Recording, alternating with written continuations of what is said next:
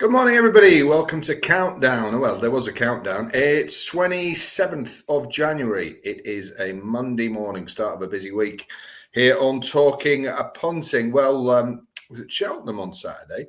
Great to see some of you there. And I've got a little chat about the card.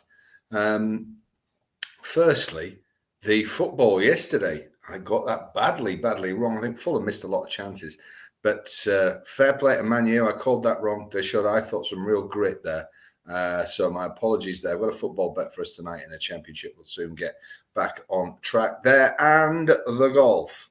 Ryan Fox did not have a great week on the greens. And Sahith Theegala kept threatening there and then making like horrendous mistakes. And he shot 80 on the final round on Saturday. So we'll be back on Wednesday. And there may be another early closer on the football. So I've done football services for bookmakers, for memberships for many years. So don't worry, we're going to get some big winners on that, I'm sure. But we're off to a slow start. I'm going to give you the best free content, as always, on here. But if you want to join the Winners Club, you can have the last 5 days of February for just £5 minimum of 4 bets a day.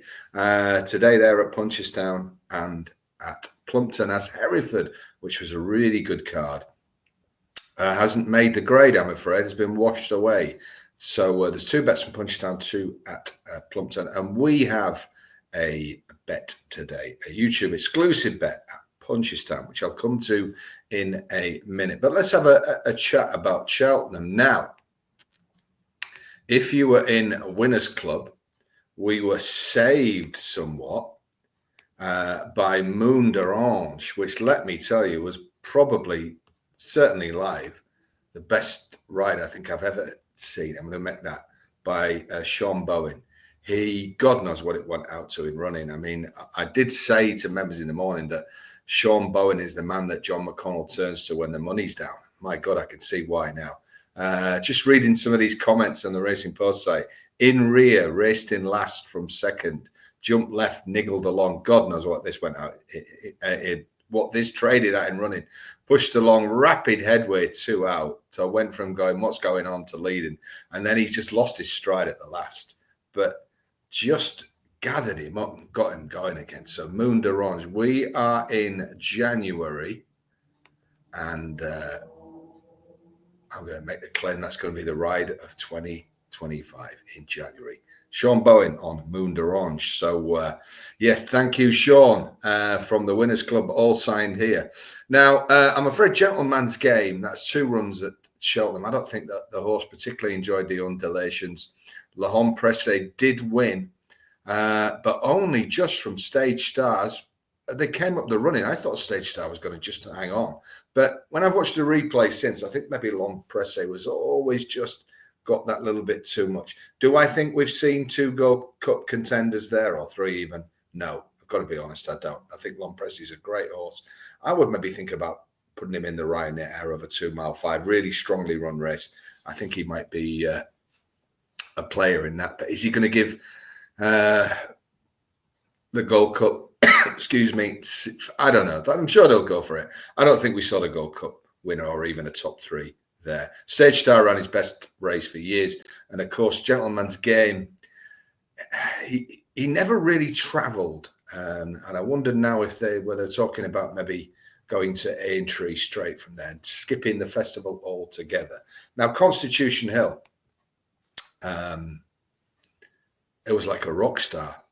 Absolutely incredible. And I have to say, for all its problems, Cheltenham really rose to him on Saturday. And I think Nico and Nicky Henderson, they take a lot of stick, but I think they play along with it really well. And of course, Nico hacking round. For a jockey, of course, no-win situation. Everybody thinks he's going to win half the track. But one slight error, the horse came out of his hands at the last. And the collective gasp. I was there on the Annie Power Day. And when Ruby fell at the last, but all the big 4-timers were on. And the silence that day followed it was just something I'll never forget. But the collective gasp at the last there, but then straight back on the bridle. Did we realize anything about Constitution Hill that we didn't know? Probably not. But what we do know is he's fit and well, and I wouldn't be betting against him in a hurry in March. And it's great to have a superstar back, so let's enjoy him while he's here. The Cleve Hurdle was a very, very poor renewal. Gowell Road won in the end and really toughed it out up the last furlong or so. But again, Cleve Hurdle Grade 2, very poor renewal. And the last horse, 6 Mile Bridge, for Fergal O'Brien, won at 9-1. Potter's Charm.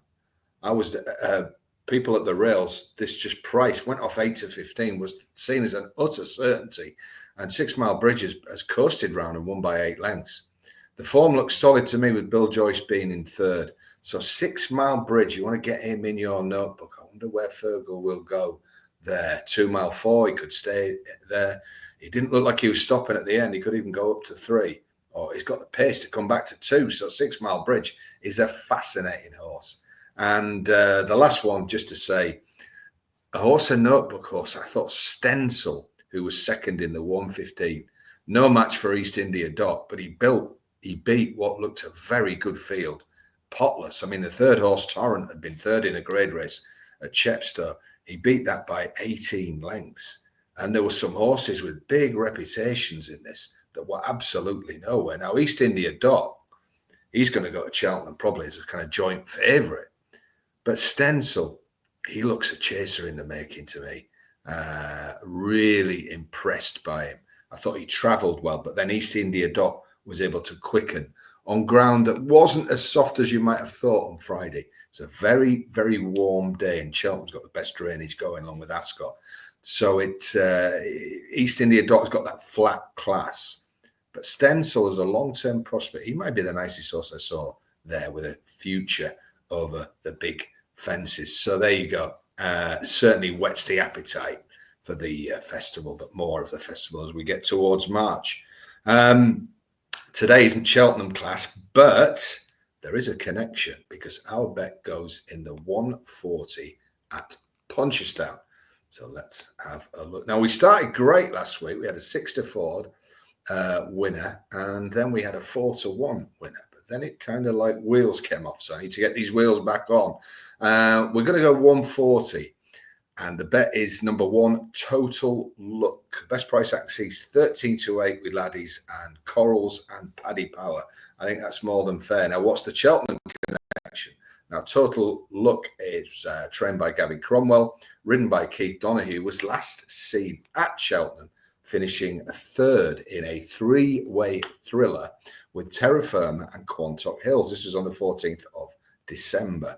Now, Terra Firma ran really well on Saturday. No match for the front two, but I think in the context of this race, that is very strong form.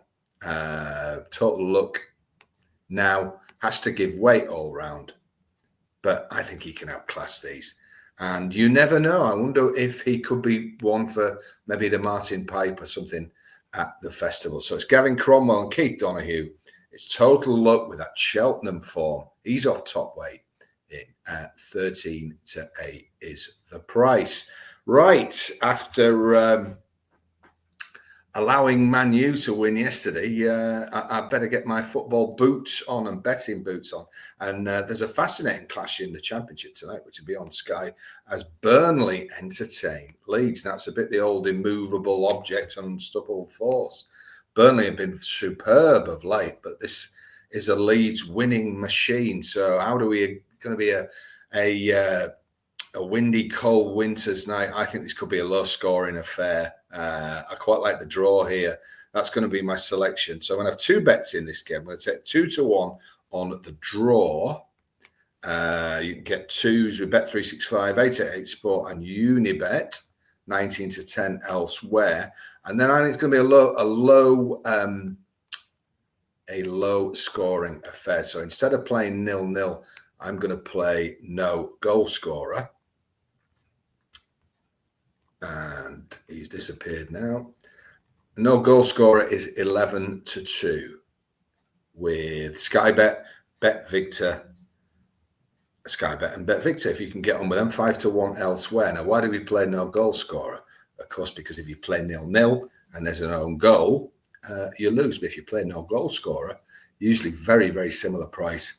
If there is an own goal, we still cop. So 2-1 Burnley v Leeds. I think it could be a rough, tough, low-scoring, dour affair in unpleasant conditions. I do like that no goal scorer at 11-2. So they would be my 2 football bets for tonight. I'm going to be back tomorrow morning. So we've got Total Luck, top of the shop, number 1 in the 140, and we've got Burnley v Leeds draw and 11-2 no goal scorer.